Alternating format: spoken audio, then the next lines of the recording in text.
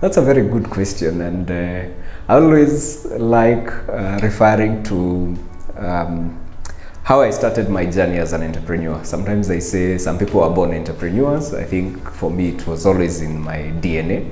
But I started my career in the corporate space. I worked for Lafarge Holcim, Bamburi Cement here in Kenya, for 8 years. But even the day I joined in to be employed, I had a target that by the time I turned 30, I need to be out of employment and do entrepreneurship. So it's those things that you have at the back of the mind. By the time I hit 28, I was like, wow, you just have 2 years. You need to start thinking of what to venture into. This is around 2013, 2014. So I think at that point I'd already, even when I was in Bamburi, I was still doing information security, as we used to call it. So I thought this is something that I've had passion in. And of course, I also kept myself up to breast with what was happening in the sector.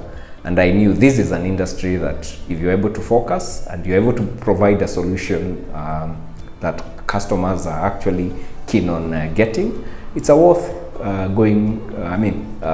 avenue pursuing. I think it was a good move.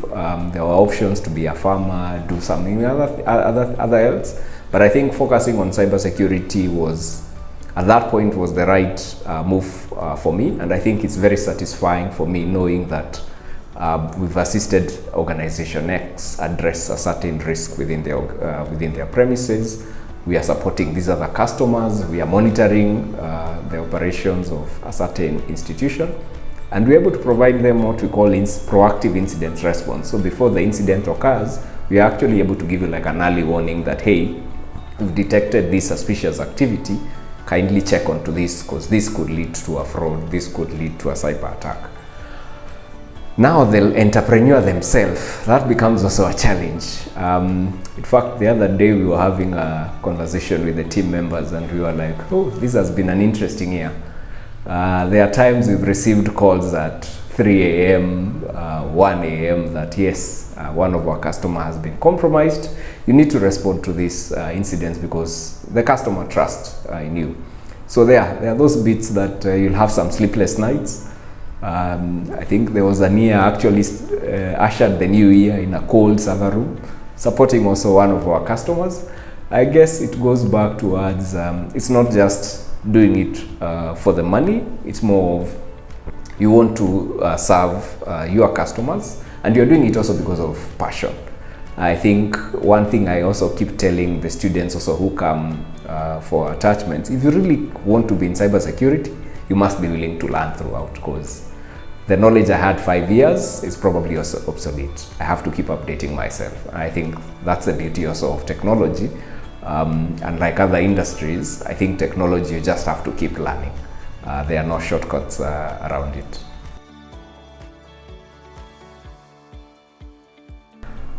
I think, I think there's the bit of being able also to think outside the box. I think that's very important. And especially, I think when we were coming into the market, of course, the big players were there. Trying also to able to convince the customer that yes, we have the right solution, we have the right people to provide that service to you. I think, yeah, that was a bit of a challenge, but it's something that I think I took it up very positively. And I think I keep telling people in cybersecurity, people don't buy what you're selling, they buy your trust. I think we've been very consistent on that. And I think that's what has really made us to be recognized in the market in terms of our offering, because they're buying trust. The solution, anyone else can pick what we are doing on our website, replicate it, put it on a profile. But the trust bit, that one cannot be replicated. So there's that bit, and of course the bit of being very resilient. As a business, of course, we've also gone through tough times. And yeah, there are days we felt like we want to close down everything. But we are like, yeah, let's go back. What was our philosophy? We want to build that bridge. We don't believe we were yet at that point. So we can't just decide to shut down doors at this point. Yeah, so those are, I think, some of the key learnings that I've learned throughout the process.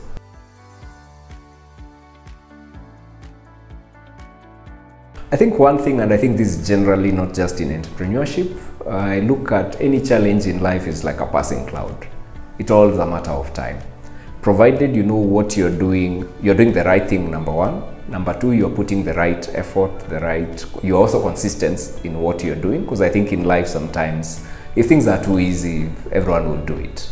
But it needs to be a bit challenging so that it builds you also for the next big challenge that is coming along. So for entrepreneurs, provided you are doing, a business that you can see that actually there is value in what you're offering, keep pushing on. That door will open. But also look for partners who you can work with. My first customers were actually either people that I either worked with at Bamburi or people who we interacted either as business partners, suppliers. So relationships that you build are very important. Wherever you are, I think one thing I always say is build a rapport with everyone. You never know when those people will come for you. I think most of our success as Yelbridges is because of those relationships that we've built out here.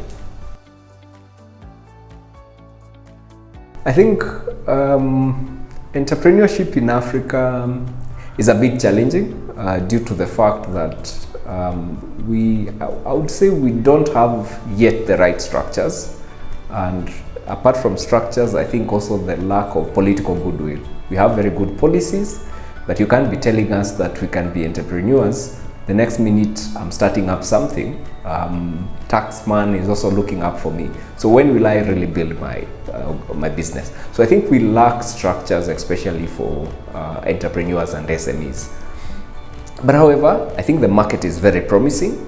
And I think one thing I learned from the Growth Africa Accelerators program was that most SMEs or most entrepreneurs want to start up a business so that you can deliver service to the corporates.